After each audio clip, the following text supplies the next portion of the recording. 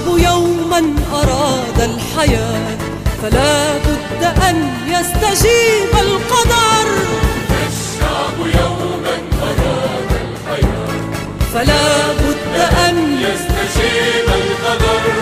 إذا الشعب يوما أراد الحياة فلا بد أن يستجيب القدر. ولا بد للليل أن ينجلي ولا بد للقيد أن ينكسر.